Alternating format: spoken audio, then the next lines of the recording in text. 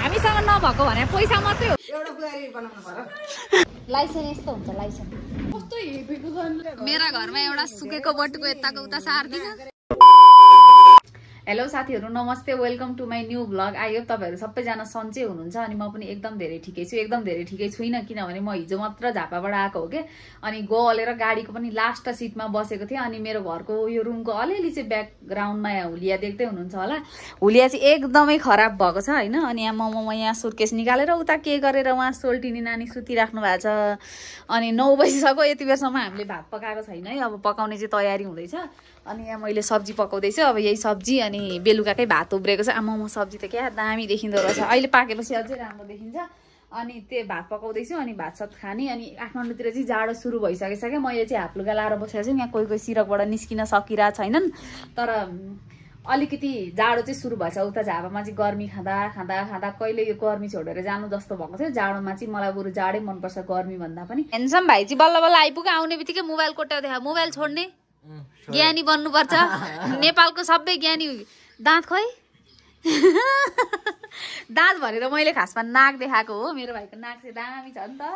अनि बल्ल बल्ल आइपुग्यो सब्जीमा त हेर भाइ लास्टमा यति पानी हालेर छङलङ्ग पारेको छ यस्तो छ ए म सर्लकै पानी देखिँदो रहेछ अब यस्तै भयो नि खानुपर्छ के गर्नु त अनि त्यो दाल दहीमा त साङ्लो परेछ कसरी खानु त अनि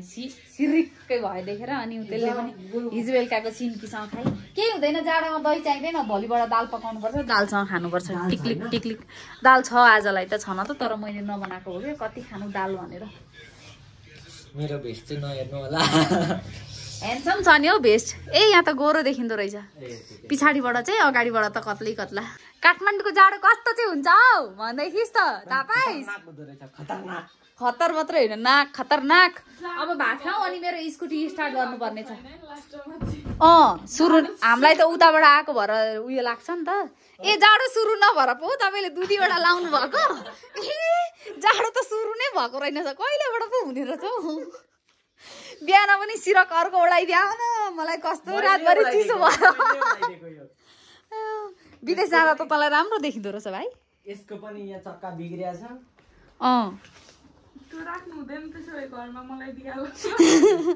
ए त्यति मात्रै भएको रहेछ गम लाउनु पर्छ नि के सुपर ग्लु भेगा क्विक लाएर भए पनि टालेर चलाउनु पर्छ अब यो भात खाएर छिटो छिटो उयो गर्न जानु छ दाजुलाई भात रेडी भइसक्यो अनि यहाँ बहिनीलाई भात छ म चाहिँ यसमै खाने गम कि गम यसमै खानुपर्छ भात बनेको धेरै चिजमा खानु हुँदैन ल बस त सिन्की खान्छ छैन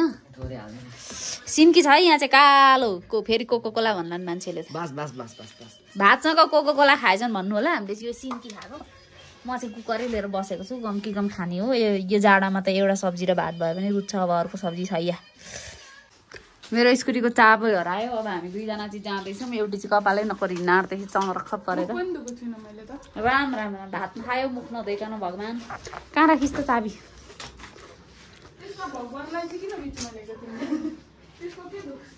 हामी दुईटी तर जेसुकै होस् होइन खाना लाउनु नभए पनि एक एकवटा स्कुटरका चाहिँ धनी नै छौँ होइन हो कि होइन त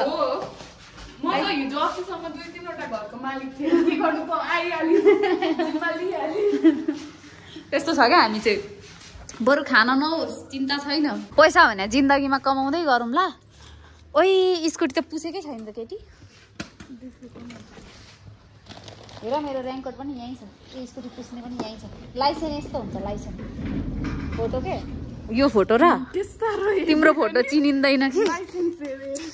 सुन न फोटो चाहिँ चिनिँदैन होइन यसको फोटो खिचेर बोक्नु होइन अनि पुलिसले जहाँ जहाँ माग्छ त्यहाँ त्यहाँ त्यही देखाइदिनु मतलबै हुँदैन पुलिसलाई 1 महिना त कुदिसके यार लाइसेन्स लिएर कस्तो हेपेको झन् लाइसेन्स यही हो जिन्दगीमा लाइसेन्सै नदिएको क्या मैले त कता हिँडेको बिजुली बालेर भन्नु जस्तो अब हिँड्नको टुङ्गो ठेगान छैन तर हिँड्न चाहिँ हिँडेको धेरै भएको छ क्या स्कुटी नकुदाएको 1 महिनाभन्दा पनि बढी भइसक्यो त्यही भएर अब कुदाउनु त पर्छ अब कहाँ लगेर जोत्ने हो नि अर्काको कार ठोकिदियो भने छैन अर्कै बिजोत हुन्छ तिम्रो स्कुटी त अप्ठ्यारो रहेछ हौ भन्न बेर छैन अहिले आएर तिम्रो कुदाइ देखेर त खासै स्कुटी दिउँ जस्तो त लागेन त धेरै समय पछाडि चाहिँ म अर्काले कुदाएको स्कुटी माथि बसिरहेको छु क्या धेरै लामो समय पछाडि मात्र जहिले मैले कुदाउनु पर्ने अरू बस्ने मैले कुदाउनु पर्ने अरू बस्ने हुन्थ्यो आज त रमाइलो पो भयो त मलाई त कति दिन पछाडि घर होला है त्यहाँ राम्ररी कुदाउने नि मेरो ड्राइभर बस्यो के हो यो दिनको 10 रुपियाँमा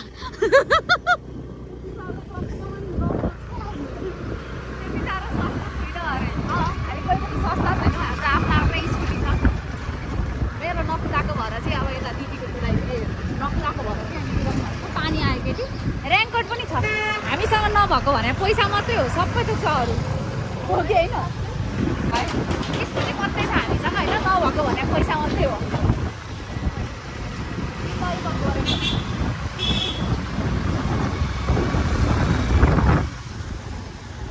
हामी जहाँ जान लागेको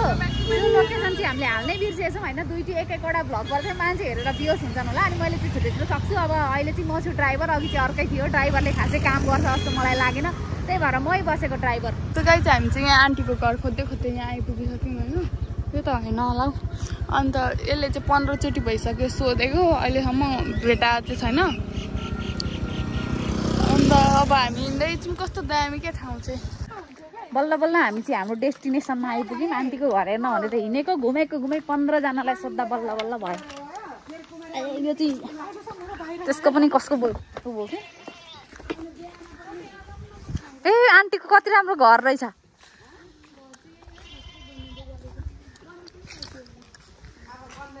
आन्टीले बोली आउने सिसी क्यामेरा जोड्नु भएको छ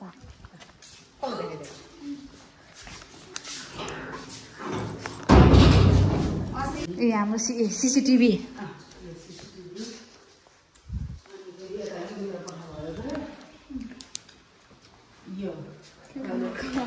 ए अनि यो चाहिँ मुनिको ऊ रहेछ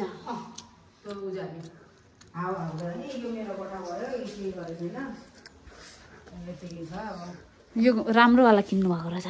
यही बनाएको सबै सेट ए एटेच देखि लिएर एकछिन बिस्तारै लिएर आएको नि यता छोरा बुहारी यो ठुलो छोरा ए यो ठुलो छोराको रुम शिलाको रुम हेर है यो ठुलो छोराको उसले भित्रै टोयलेटहरू खोजेर आन्टीको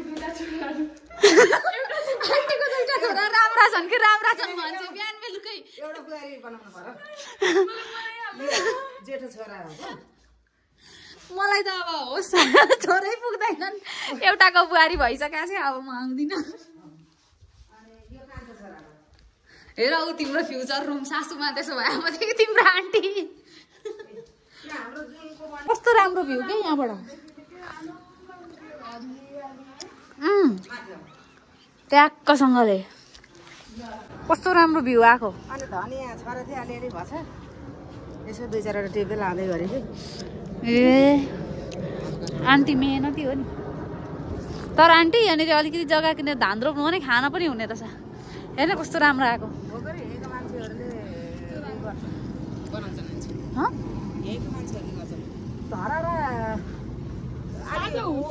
मौसम हुसुला यही दुईटा घर यहाँ चाहिँ पानी जताबाट भनौँ उतैबाट आउँछ हाम्रो चाहिँ उहाँ के भन्छ अग्ने पानी पनि छैन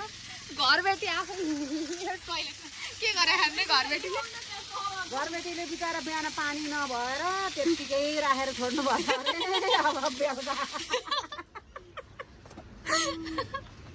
घरबेटी आमाको लागि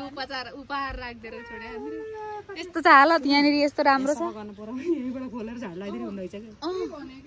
अनि यो सुक्खा भयो नि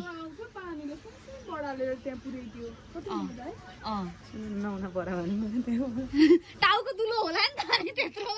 स्पिडमा आउँला त है आन्टीको धनियाँ यो तर यहाँ सुक्खा भयो त्यहाँ पानी पानी भुइँमा भयो हुनेवाला बुहारी बुहारी हुन कम सजिलो हो त बुहारी पो त यहाँ धनियाँमा हाल्दै भयो तिम्रै धनिया हो तिम्रै घर हो छोरा नआउन्जेली छोराले अर्की नल्याउन्जेली तिमी नै हो आउने बेला अर्की लिएर आयो भने डिसेन्टी फ्लाइट हुने बेला म कान्छी भएर भयो नि बस्छु भन्यो भने त बिजोग हुन्छ त घर भेटेपछि त अनि रिङ्सेले खुरुखुरु काम गर्ने रहेछ त अनि केही नचाहिने रहेछ। मेरा घरमा एउटा सुकेको बटुको यताको उता सार्दिन, यहाँ आएर मस्त काम गर्दैछु। बाल्टीमा पनि त दुलो एउटा मात्रै रहेछ। हल्ला हाल्दो, यता पनि हाल, यसमा हाल। बुहारी, आन्टीको बुहारी यति भएपछि छोरा इम्प्रेस हुन्छ। ए के को लाग्यो होला नबढाएर न, तर हामीलाई छिटा पर्नु भएन नि बुहारी। यसो घरबेटीहरूलाई भेट्यो अरे, यस्तो घरको पुरै होम टुर दियौँ, आफ्नो नभए पनि अर्काको घरको होम टुर दियो अरे। अब चाहिँ हामी फर्किँदैछौँ अनि मेरो ड्राइभर चाहिँ यहाँ छ, घरिमा उसको ड्राइभर, घरि ऊ मेरो ड्राइभर हो क्या। अनि यता चाहिँ पुरै खेतीयोग्य जमिन रहेछ क्या, दामी खेतीपाती गर्ने, यसरी आलु रोप्ने, कोदो रोप्ने, मुला रोप्ने, सबै थोक रोप्ने गर्दा रहेछ। फुलसुल पनि रहेछ, घर बस्न हान्देउली नि अगाडि फेरि दाजुहरूलाई देउलीले ड्याम मसँगले आउने। अनि अब चाहिँ हामी जाँदैछौँ होइन। सो आजको लागि चाहिँ मेरो भ्लग यति नै। Thank you for watching, bye bye everyone. अनि don't forget like, comment, subscribe. अनि अब चाहिँ हामी नेक्स्ट भिडियोमा आउनेछौँ। So bye by.